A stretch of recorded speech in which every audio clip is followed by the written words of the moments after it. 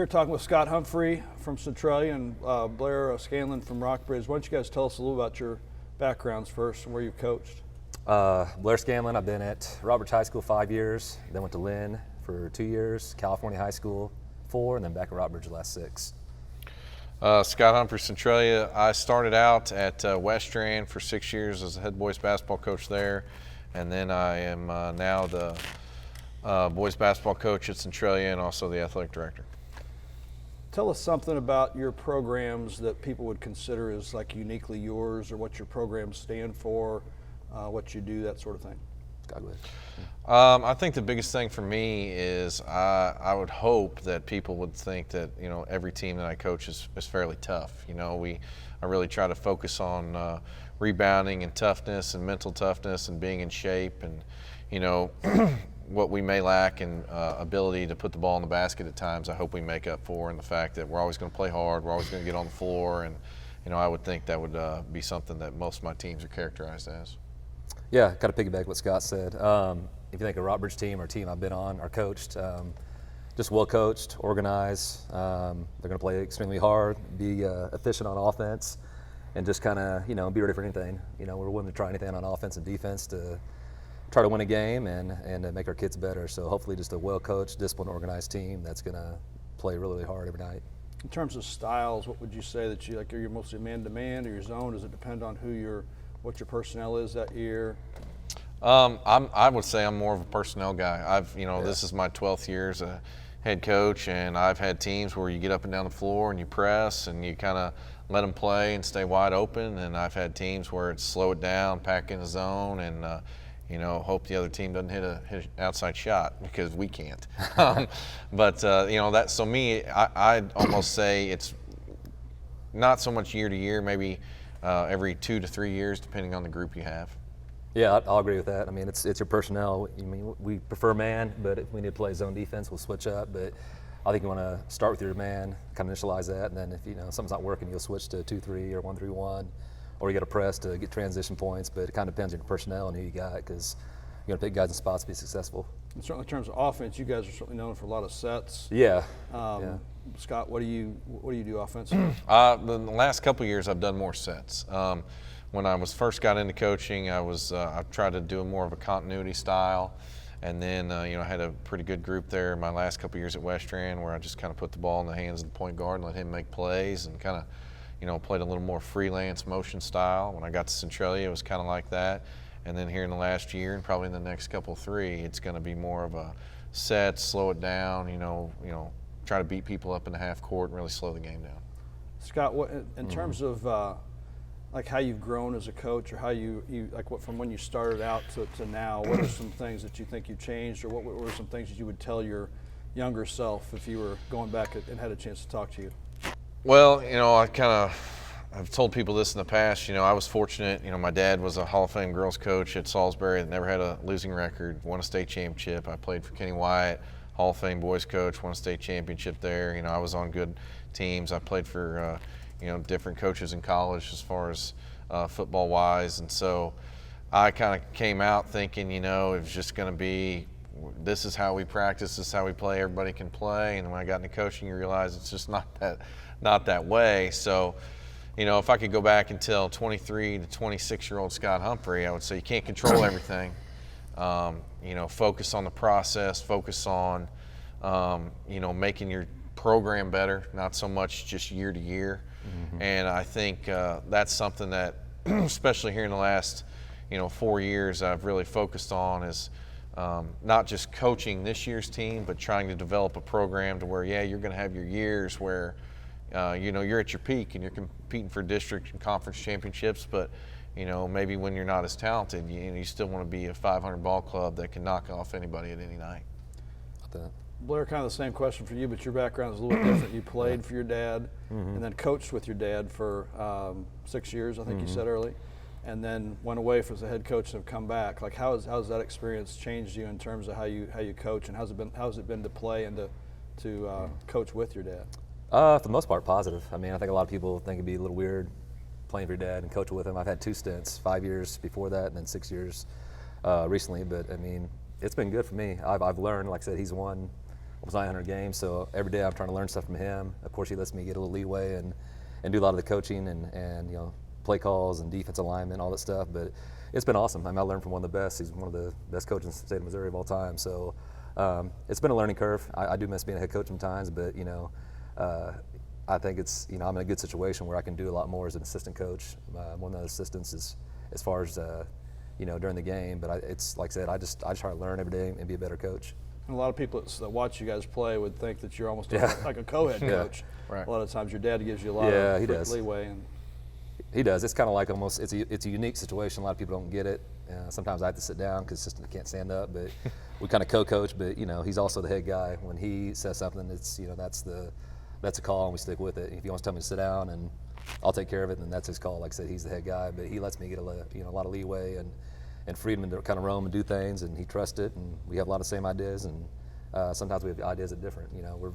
We're similar, but we're very different too. So, it's been a blessing. It's been awesome too, and get to come back to Rockbridge and win a state title with him, and coach really good players. It's been a cool experience, but also at the same time, he's the head guy, so what he says goes. We're going to focus a lot on the off season Okay. and the preseason with you guys, and obviously you come from different situations with a bigger school and more of a middle-sized school. First, kind of tell us how in the I'll start with you, Blair. Okay. In the off season, how do you schedule your off season programs? How do you determine how many games versus how many workouts you have, and how do you use your contact days? Essentially you have 7-8 weeks before your season starts. So we try to have progression, like start kind of slow and build our way up. Everybody does. There's no secret to what we do. We do the open gyms, skill work, conditioning. We focus a lot on balance, speed, and agility. We do a ton of open rope, box jumps, stopping and going, moving. Then we kind of progress. We lead up to the 200s and 400s. We try to mix our workups with that too. Sometimes you do sprints. Sometimes you do distance. It just kind of depends how we want to go with our guys. But I think different workouts every day, confusing the muscles, and getting our guys used to that part is really good. But we do a ton of jumping rope, ton of balance, jumps and stuff like that has really been beneficial to our guys. And I feel like every year we're at least pretty well conditioned starting off. In the off season, how many games would you say you play, and what do you think is the optimal number to play? Our guys, they play AU in the spring and summer.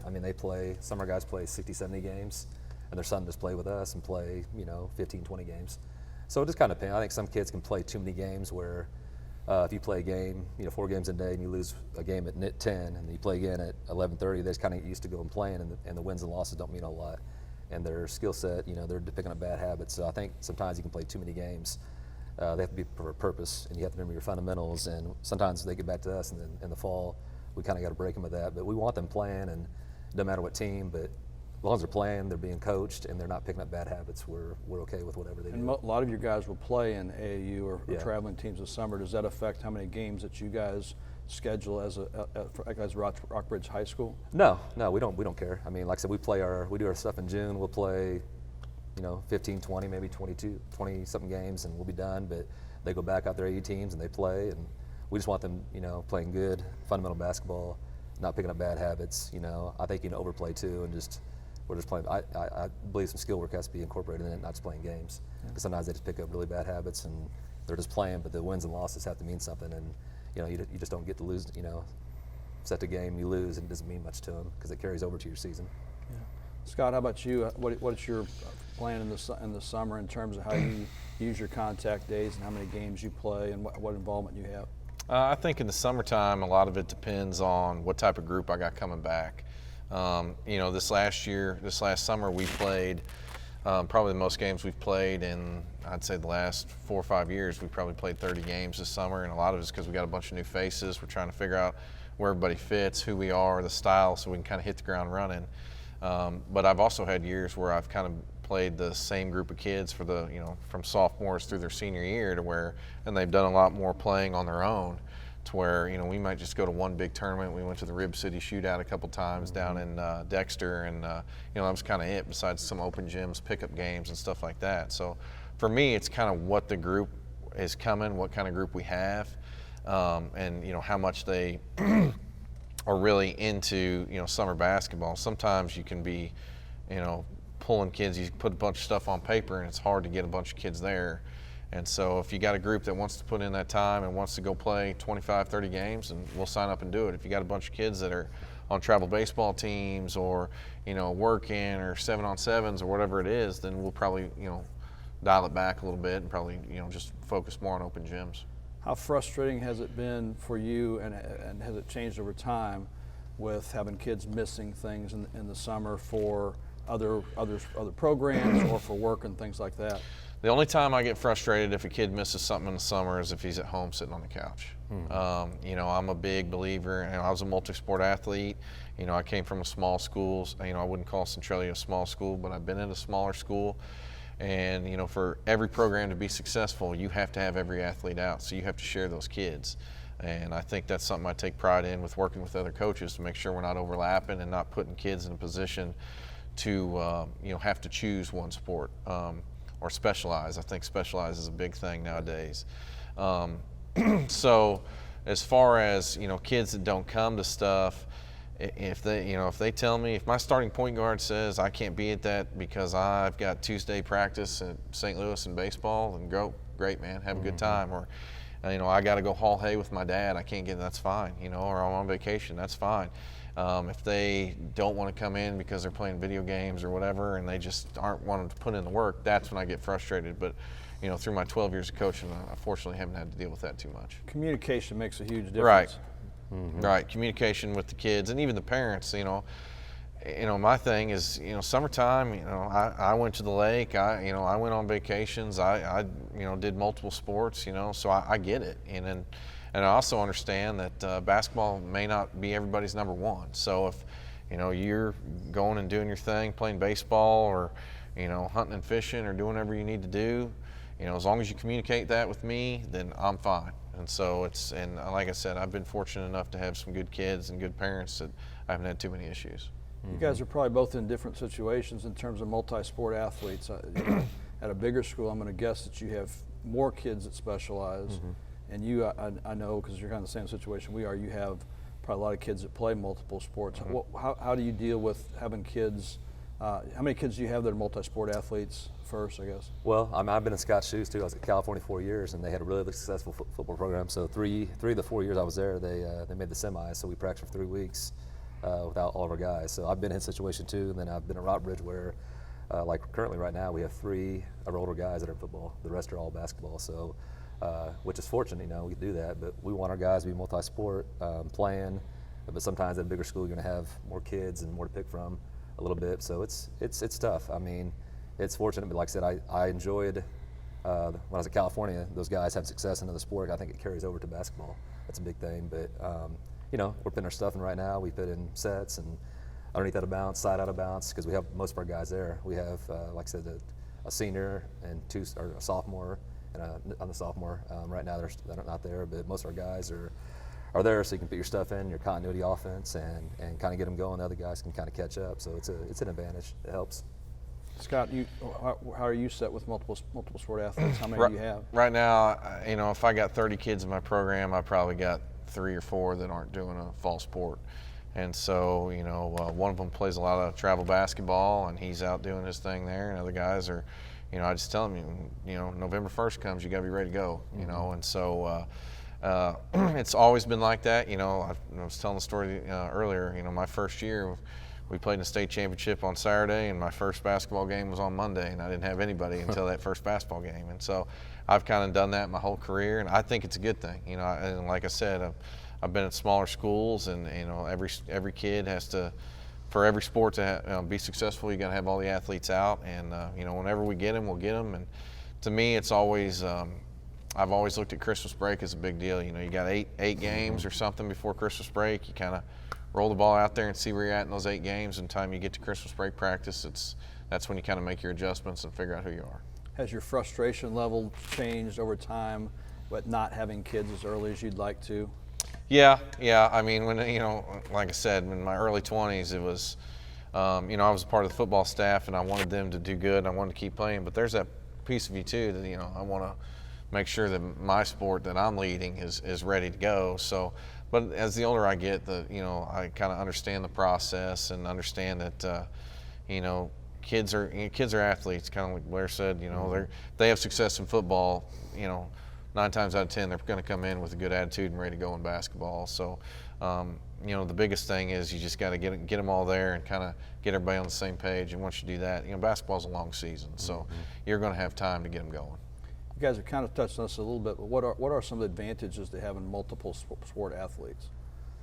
I know for me, it's been the toughest factor. I mean, one of my favorite players of all time was Jaden Barr, California kid. He played football at Truman State. He didn't play college basketball. He wasn't an all-state player, but he was just tough, and he listened, and was, but I think that came from football. I think that carried over and helped him. And, not saying other kids that didn't play football weren't tough, but I think it's toughness and durability, different aspects where you're on the field, where you got to be a leader on the court or on the field and get your teammates kind of rally around you, but it puts you in a different setting, and you learn how to be a leader and speak up and just be competitive, whether sport may be.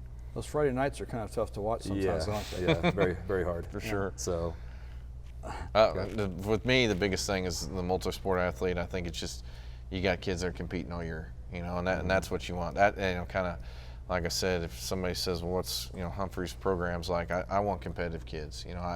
You may not be the most talented basketball player or the best athlete or whatever it is, but if you play as hard as you can all the time, and you're trying to box out, you're sprinting up and down the floor, you're trying to take a charge, or there's a loose ball, you get on the floor, like that to me that's not just basketball, that's being competitive in football, baseball, track, cross country, whatever it is. And that's what I think a multi-sport athlete brings. Scott, how much do you communicate with the football coach, probably more so than other coaches, but in terms of setting your summer schedule, and like how do you plan your months and things like that? Yeah, no, that's a big thing, and like I said, I was fortunate enough. I was a football coach for 6 years, so we kind of, was able to work that out. When I first got to Westrance, and you're sharing athletes, you don't want to be on top of each other, and I've had great football coaches that I've got to work with over the years, and I think the biggest one, honestly, is baseball. Baseball's hard because they're playing on Tuesday, Thursday night leagues, and they go on the weekends and play. And so, that's where it becomes a juggling act at times. And I think you just got to know there might be nights where you don't have everybody, and there might be times where the schedules do overlap, and there's just not a whole lot you can do about it. And you just need to communicate to both the parents and the players that, as long as you're doing something, I'm okay with it, and so that's kind of where I've been fortunate, is I've got, to work with really good people and really good coaches that make it easy and make it easy on the kid. Yeah. Tell me about what you guys do with in terms of camps in the summer with your high school kids and also with your lower levels. Blair, you want to start? Yeah, we try to, that's our most important thing. We try to do our camp right at the beginning of summer, so that kind of fits in, that kind of gets you younger kids. We go, I think 5th through 8th, and then we have our high school kids after that. We don't go any lower, which we might change next year. I think we can do more youth stuff, something we can adjust. But get your camp in, begin the summer. You can put in all your stuff, your offense, your defense, all your terminology. You kind of review what you did over the year, and then you go play your summer leagues and your shootouts, team camps, whatever you want to do. But I mean, the camp is huge. Like if there's anything to be at that, and you can miss an open gym because of baseball, or you can miss maybe even a game for football or something. But the camp is, if you have a 4-day camp, those 4 days are essential. You're going over stuff for 2.5 hours, but if a kid misses 1 day, that's a huge part of it. Because your summer, you get your June, and that's it. So it's big. But we just, we do the basic stuff like anybody else. We camp, and then we try to get maybe the 20 games in if possible, and that's it. But I do think we can, do more stuff with the youth kids. Columbia's a big area, so you have a lot of kids to pick from. But get down to younger grades and kind of see what's coming up in your area. And for you, you don't have as much control over your lower level, your middle schools and things like that, because they may flow into different schools and things like that. So I would think that a camp is a way for you to get to know some of those kids too that you may not otherwise do. Absolutely. There's like 20 elementary schools, I think over 20 in Columbia, and then there's 6 feeder schools. Every high school gets 2 feeder schools. So it's a bunch of kids, but you want to get down and try to talk to middle school coaches, and if there's any youth coaches, it's probably easier to do in a small town, and try to get your system implemented. Once again, we do a lot of things, so they can't do everything you're doing at the high school level. It's probably not realistic, but just the terminology and probably your defensive stuff, and maybe a few sets or on offense. Just they're kind of used to when you get to the high school level, they kind of know, that's familiar to them. So. I've always kind of done the same thing, that first week in May when you get out of school, it's, you know, it's kind of a crazy week because I'll have my high school camp, and you know, it's probably around 2.5 hours. And then, you know, I've always done a youth camp, and since I've got to Centralia, the rec center provides goals that lower all the way down, so I go all the way down to kindergarten. And you know, it may just be kind of like a recess, but you know, just to get the kids involved and get kids excited, and to kind of put my face out there, so kids, you know, maybe that's Coach Humphrey, you know, and he walks into a gym or something, that's who I want to play basketball for, and so that's always kind of been my goal. Okay. Just one last thing for you then. What is the preseason when you actually have your players, and Mish obviously has changed the rules a little bit. What does preseason look like for you guys, both in terms of what you're doing with a lot of your players and not many of your players? You go ahead, Scott. Well, my thing is, like I said, real quick, I've only got probably 4, and you know, one of them's already playing basketball, so we don't do a whole lot, you know. And my thing is, I don't want to put a whole lot out there because I don't want them to say, I want football or cross country to be over. I want to start doing basketball. I want them to finish their sport and do what they got to do. And the guys that aren't doing anything know that we start November 1, and you got to be ready to go. It's been different this year, just with the 3-hour practice. You know, you can go in and do some drill work for defense or pinning your sets for offense, but we haven't changed much. We try to do the first, you know, 30, 40 minutes of, you know, drill work with fundamentals, ball handling, passing, shooting. Then we let them play, and I think you still got to have that, you know, that freedom to let them play and kind of get after it and kind of incorporate your stuff. And then if you need to stop it and, you know, go over something or call a set, you can do that too. But I think letting them play pick up a little bit and learn how to play on their own, that freedom is big too. But it hasn't really changed much for us. Yeah. So I appreciate having you guys today and Thanks, opening up about your programs, and good luck to both of you guys this year. Yep, thanks for having us. Thank you.